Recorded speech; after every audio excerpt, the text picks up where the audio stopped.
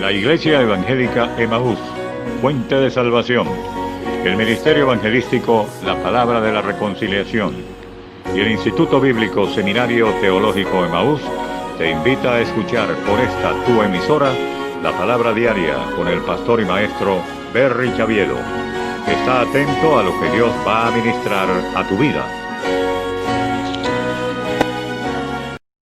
Dios le bendiga, reciba un cordial saludo en el nombre de nuestro Señor y Salvador Jesucristo y de su servidor, el pastor Berry Chaviedo, que tiene el privilegio y la bendición de parte de Dios de compartir una vez más el mensaje de la Palabra Diaria hoy.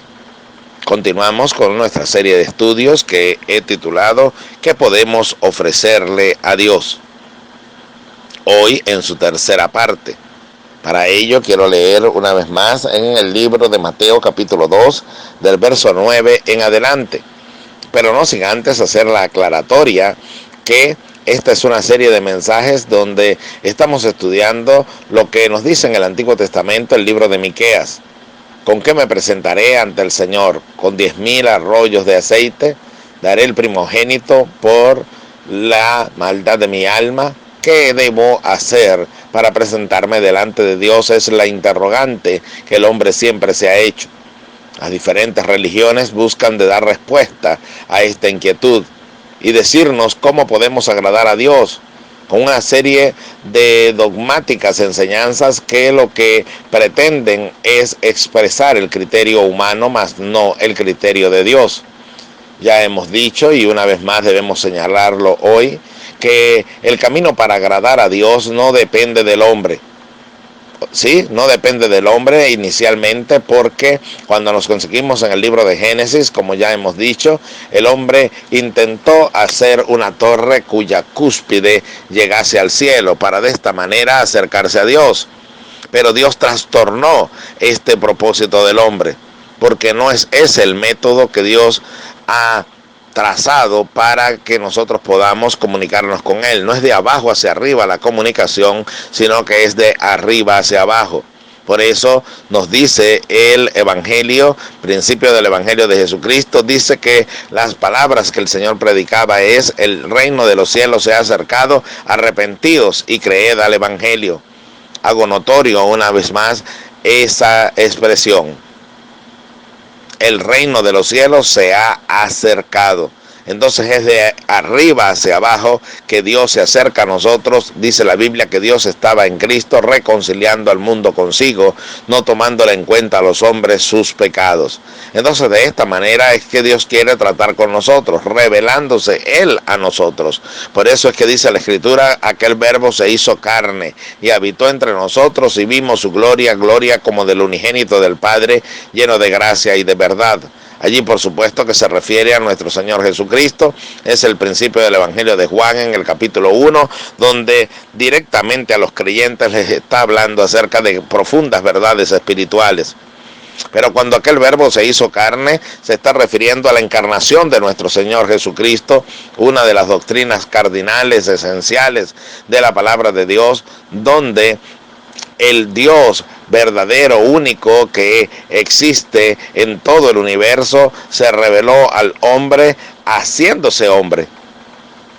Es decir, que el Señor Jesucristo era 100% Dios y 100% hombre. Esa es la enseñanza que la Escritura nos deja. Ahora, Él nació humanamente hablando, biológicamente hablando, físicamente hablando, en un pesebre. Ahora, luego de nacer en ese pesebre, se traslada a una casa. Sus padres lo trasladan a ese lugar y dice que ya venían buscándole para adorarle unos magos desde el oriente. También hemos explicado ya que esos magos se refieren no a personas que practicasen el ocultismo, sino se refiere a hombres que se dedicaban al estudio de las estrellas, lo que hoy conocemos como astrónomos, no astrólogos, que creen que la influencia de las estrellas es lo que marca el destino del hombre, sino que más bien eran aquellos que se dedicaban al estudio de los astros, de los diferentes movimientos de las estrellas, y ellos vieron una estrella inusual que estaba guiándoles a dirigirse al cumplimiento de el nacimiento del Mesías. Ellos venían buscando al rey de los judíos que había nacido y una estrella les guiaba. Ahora dice la palabra de Dios que cuando ellos llegaron a la casa donde se encontraba hospedada la familia con el niño que había nacido, entonces ofrecieron presentes: oro, incienso y mirra. Esos eran los presentes que fueron entregados a el niño como adoración. Ahora ese niño no quedó siendo niño. Ese niño solamente biológicamente en ese momento representaba esa edad, pero ese niño creció, se fortaleció y en el espíritu empezó a predicar el evangelio de su padre, porque no era otro que Dios mismo hecho hombre. Ahora bien, sucede que los presentes que estos hombres ofrecieron al Señor nos indican claramente lo que Dios espera de nosotros. Dice la Escritura en el libro de Miqueas, como cité hace un momento: oh hombre, Él te ha declarado lo que es bueno y que espera Jehová de ti. El Señor nos declara qué es lo que espera de nosotros. Ahora, no por ello, al nosotros ofrecer esas ofrendas al Señor, estamos obteniendo la salvación. No, solamente obtenemos la salvación por medio de aquel medio que Él entregó para que nosotros pudiésemos acercarnos a Él. Es aquel puente de comunicación que establece nuestra relación y cercanía con el Padre Celestial. La Biblia dice que a los suyos vino y los suyos no le recibieron, mas a todos los que le recibieron, a los que creen en su nombre, les dio potestad de ser hechos hijos de Dios. Entonces ahora nosotros como hijos de Dios nos acercamos a nuestro Padre por medio del primogénito de toda creación, por medio del unigénito Hijo de Dios, por medio del Señor Jesucristo, porque hay un solo Dios y un solo mediador entre Dios y los hombres, Jesucristo hombre. Cuando nosotros aceptamos al Señor en nuestro corazón, estamos aceptando el perdón que Él nos ha otorgado. Ese perdón no es otra cosa que la reconciliación con Dios. Dice que Dios estaba en Cristo reconciliando al mundo consigo, no tomándole en cuenta a los hombres sus pecados. Entonces todos mis pecados que he cometido hasta ese momento son perdonados. No importa la amplitud y profundidad de ese pecado, todo ese pecado es perdonado y se produce en mí la regeneración, un milagro maravilloso que es la formación de un nuevo ser espiritual. Es el nuevo nacimiento porque es el nuevo comienzo de otra etapa de vida. Ahora empiezo a agradar a Dios y de esta manera puedo andar ahora en el espíritu y no en la carne, y no cometer los errores pasados, porque si me dejo guiar por el Espíritu de Dios, entonces soy un hijo de Dios. Y el viento sopla de donde quiere y oye su sonido, mas no sabes de dónde viene ni a dónde va. Así es todo aquel que es nacido del Espíritu. Entonces soy guiado por el Espíritu Santo a vivir ahora no conforme a los deseos de mi carne, sino conforme a la voluntad de Dios. Es por ello que una religión no cambia al hombre. Solamente un hombre puede cambiar, solamente un ser humano puede cambiar cuando el Espíritu Santo pasa a morar en él. Dice la Escritura: ¿o ignoráis que vuestro cuerpo es templo del Espíritu Santo, el cual está en vosotros, el cual tenéis de Dios, y que no sois vuestros? El Espíritu Santo se amalgama, se une a nuestro espíritu. El que se une al Señor, un espíritu es con Él. Y desde ese momento entonces puedo vencer los vicios, puedo vencer todas aquellas cosas que me llevaban a pecar en la antigüedad, porque he tenido un nuevo comienzo donde ahora soy guiado por el Espíritu Santo, el cual me lleva a ser vencedor sobre mi carne. Todas las cosas me son lícitas, pero no todas las cosas me convienen. Todas las cosas me son lícitas, mas yo no me dejaré dominar de ninguna. Entonces ahora dice la Escritura que el pecado no se enseñoreará más de mí, porque no estoy bajo la ley sino bajo la gracia.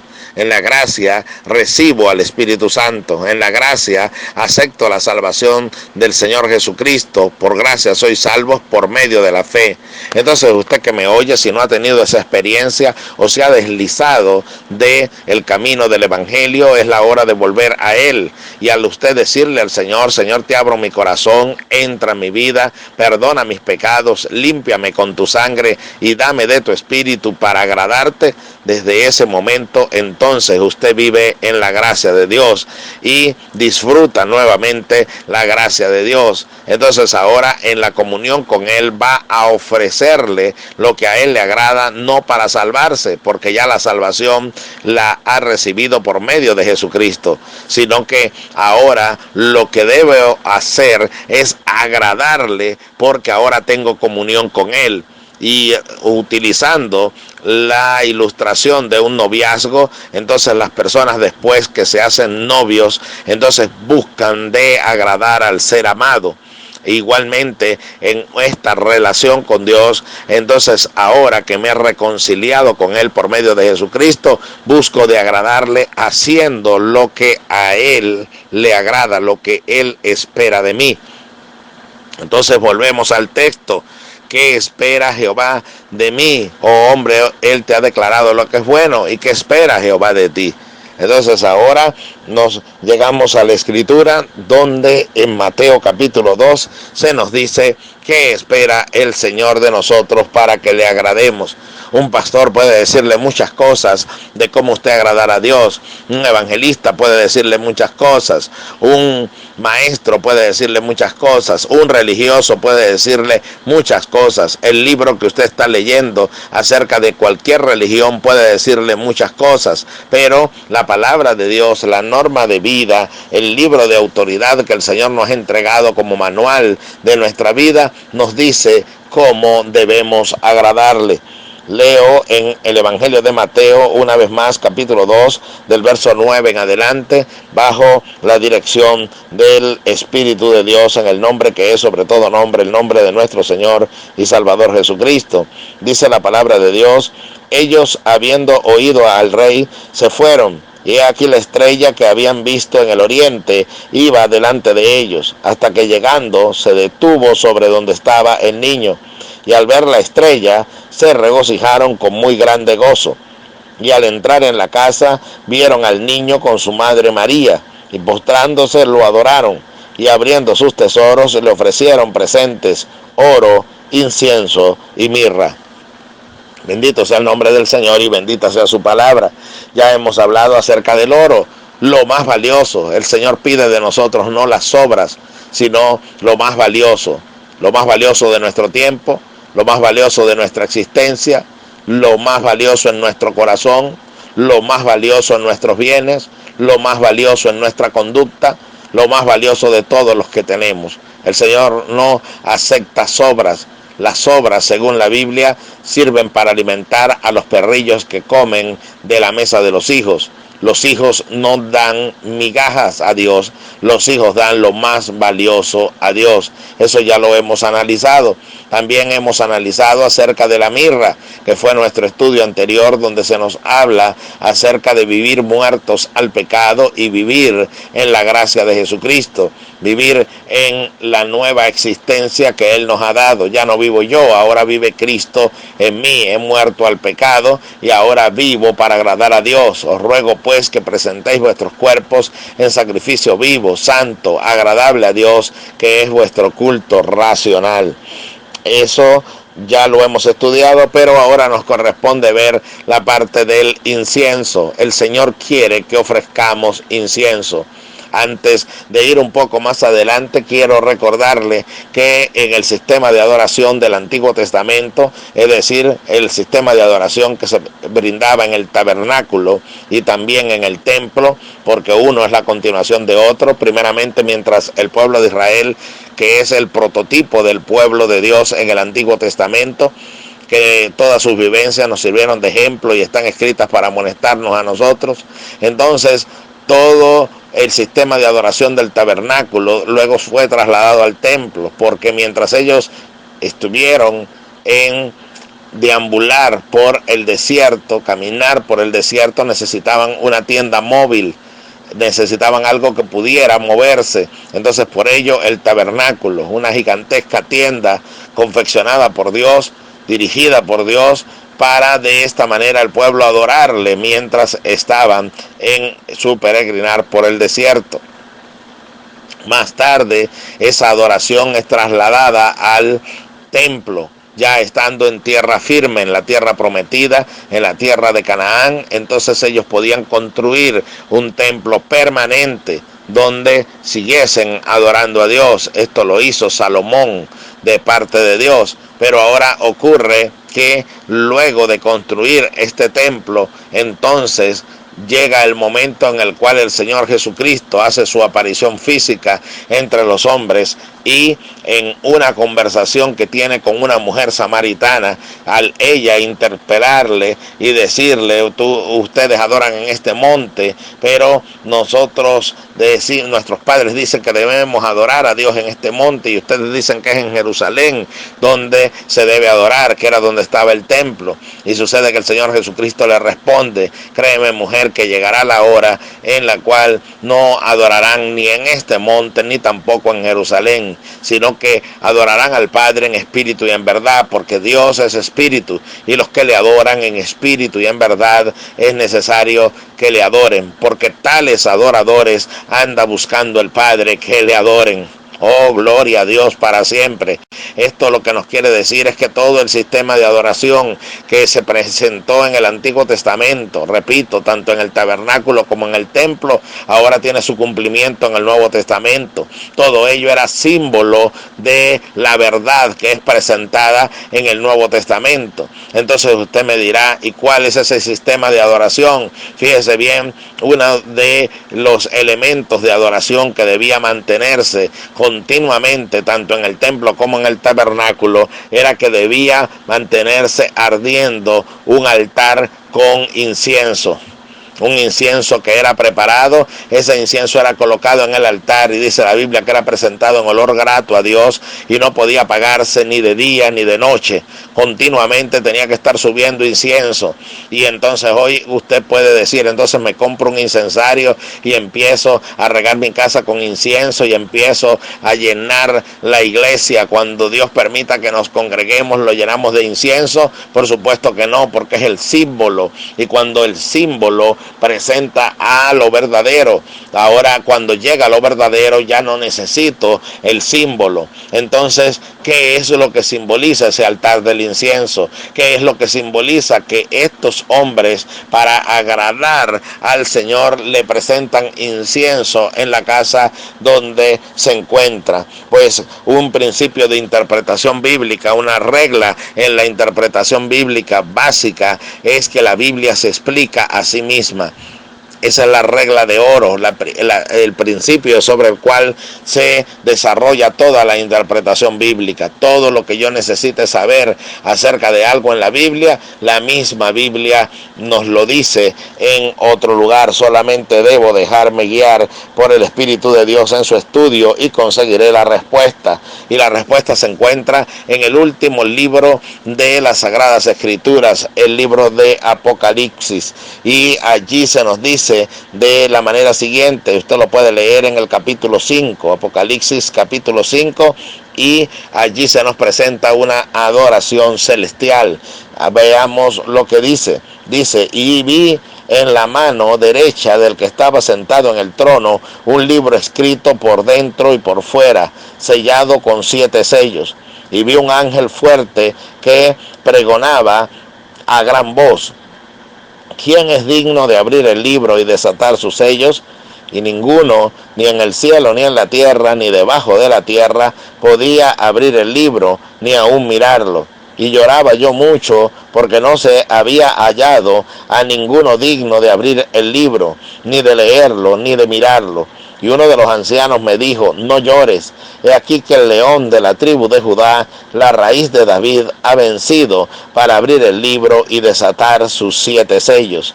Y miré y vi que en medio del trono y de los 4 seres vivientes y en medio de los ancianos estaba en pie un cordero como inmolado, que tenía 7 cuernos y 7 ojos, los cuales son los 7 espíritus de Dios enviados por toda la tierra. Y vino y tomó el libro de la mano derecha del que estaba sentado en el trono. Y cuando hubo tomado el libro, los 4 seres vivientes y los 24 ancianos se postraron delante del cordero, Todos tenían arpas y copas de oro llenas de incienso, que son las oraciones de los santos. Voy a repetir esa última expresión. Todos tenían arpas y copas de oro llenas de incienso, que son las oraciones de los santos. Es decir, que la oración simboliza al incienso. El incienso simboliza a la oración. En esta adoración que se presenta en el libro de Apocalipsis, también de forma simbólica, se nos dice por fin entonces que simbolizaba aquel altar que debía arder de día y de noche con incienso. Son las oraciones de los santos. Por eso dice la Escritura: orad sin cesar. Esa oración debe permanecer de forma continua en la vida del creyente, de día y de noche. No solamente es cuando usted se postra en tierra y ora al Señor, ¿no?, mostrando de esta manera reverencia y humillación delante de Él. Es que usted pueda caminar y mientras va caminando esté orando. Es que mientras usted vaya a dormir, en vez de pensar en las noticias del día, en vez de pensar en cuánto está la bolsa de dinero, en cuánto está el dólar, en cuánto está el euro, usted, en vez de pensar con qué va a alimentar a su familia, usted adore a Dios y le diga: Señor, estoy inquieto por esto que está pasando. Señor, estoy inquieto por este encierro en el cual nos encontramos, pero yo confío en ti. Señor, aquí está mi necesidad, aquí está mi angustia. Cuando usted desarrolla un sistema de oración, y yo desarrollo un sistema de oración continua ante la presencia de Dios, entonces aprendo a tener paz. Dice la Biblia: por nada estéis afanosos, si no sean conocidas vuestras peticiones delante de Dios con toda oración y ruego, con acción de gracias. Y dice luego: y la paz de Dios,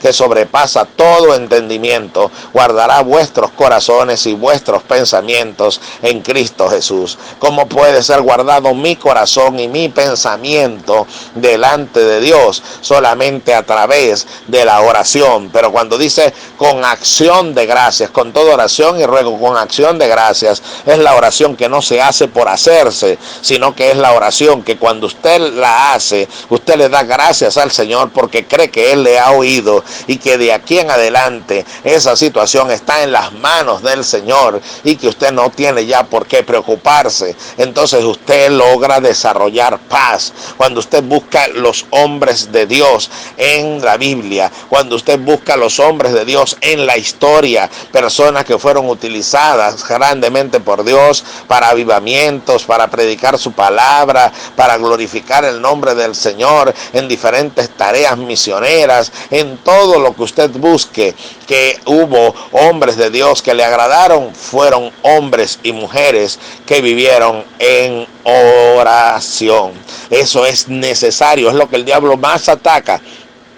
Cuando usted se postra a orar, cuando usted se arrodilla a orar, entonces usted vienen esos pensamientos, y ahí me estoy refiriendo a la oración individual. Entonces vienen esos pensamientos a su mente de cómo puede resolver este problema o aquella carga. Usted, si es sincero, lo va a reconocer juntamente conmigo. Somos atacados de esa manera. Vienen otros pensamientos para distraernos de la oración.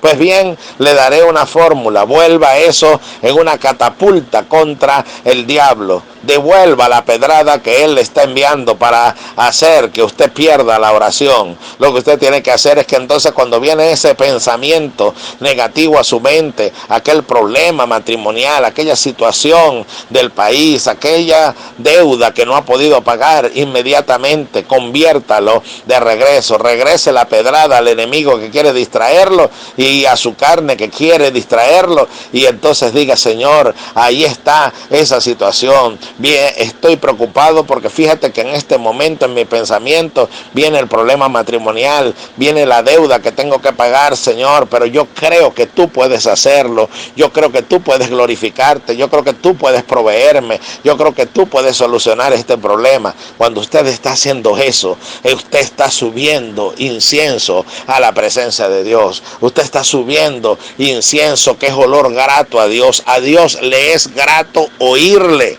A Dios le es grato que le hablemos, y no solamente en la oración privada, sino que en todo momento. Si usted es ama de casa y está cocinando, allí mientras está cocinando, en vez de estar pensando en aquello que hace derramar sus lágrimas en sufrimiento, haga que ese pensamiento, que ese sufrimiento se convierta en una pedrada de vuelta, en una catapulta que nuevamente regrese hacia lo que lo quiere perturbar, y decirle: Señor, te doy gracias por esta situación que estoy viviendo, la presento delante de ti y te doy las gracias porque creo que tú te haces, Señor, en este momento el responsable por esto que yo estoy viviendo. Tú lo tomas en tus manos. Señor, me equivoqué, pero reconozco mi equivocación y lo entrego en tus manos y sé que tú puedes hacer. Dice la Biblia que cuando usted presenta la oración y ruego con acción de gracias, la paz de Dios, que sobrepasa todo entendimiento, guardará su corazón y su pensamiento en Cristo Jesús. Usted será un creyente diferente. ¿Sabe qué dice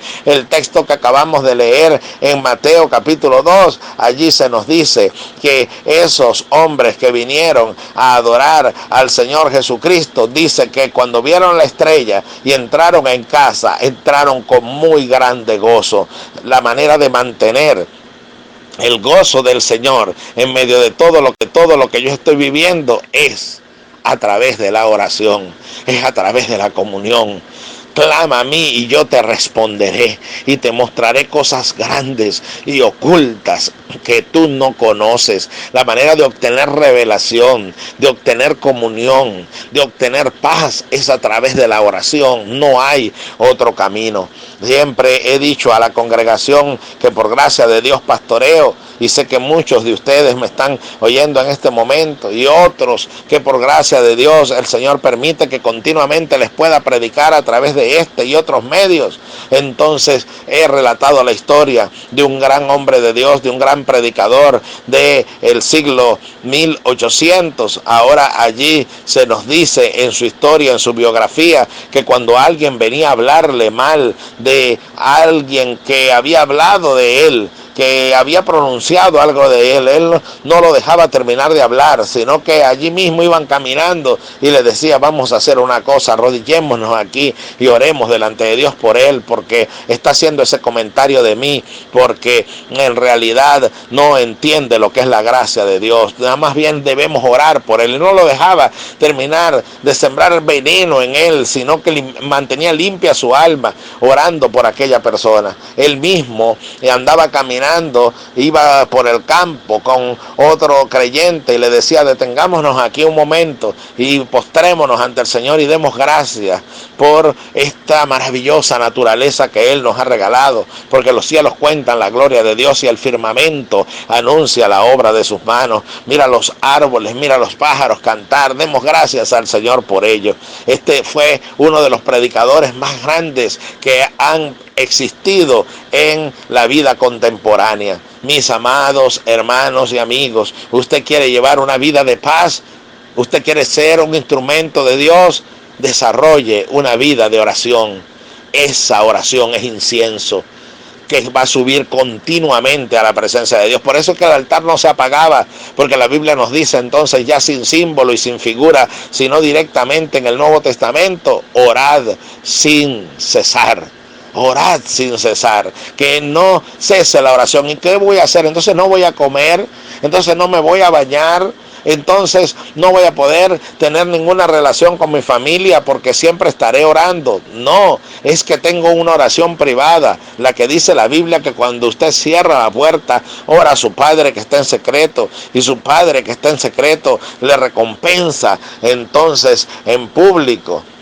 Aparte de esa, entonces usted cuando está cocinando, como ya dije, le da las gracias al Señor.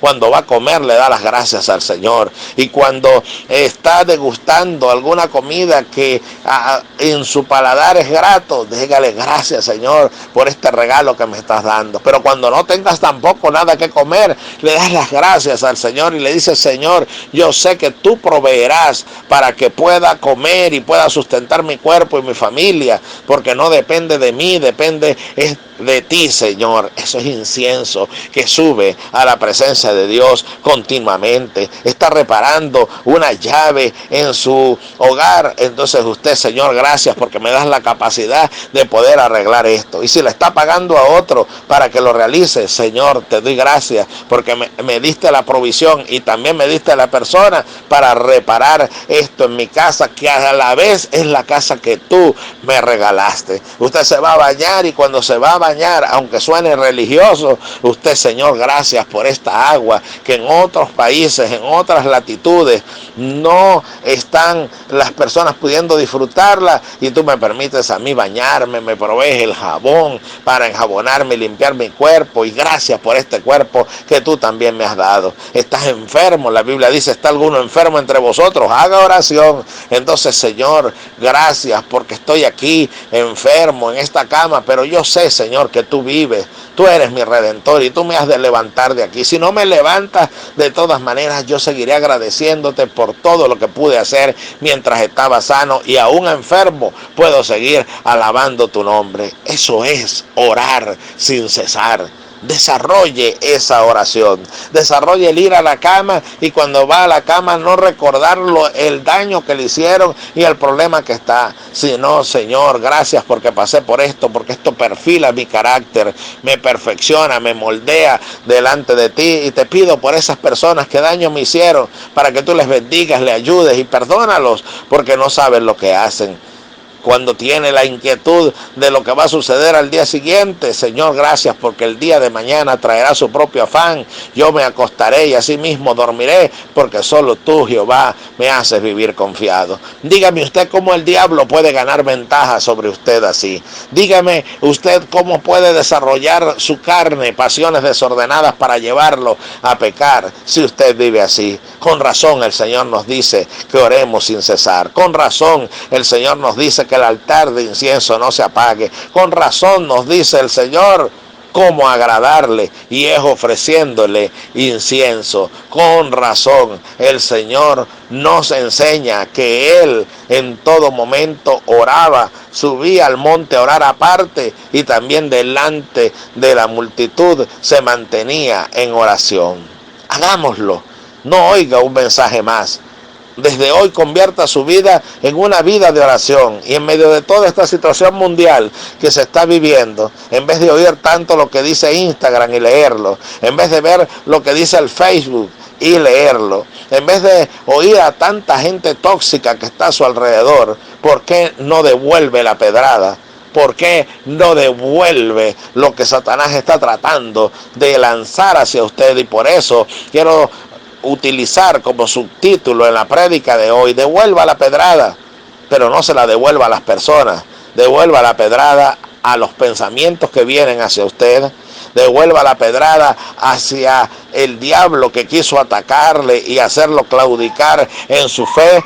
Preséntese delante de Dios con oración por esa circunstancia que le agobia, y veremos si su vida no da un giro y se convierte en una vida triunfante, no por declaraciones, no por el pensamiento positivo, sino por vivir declarando incienso ante Dios, viviendo una vida verdadera y sencilla de oración a su Padre.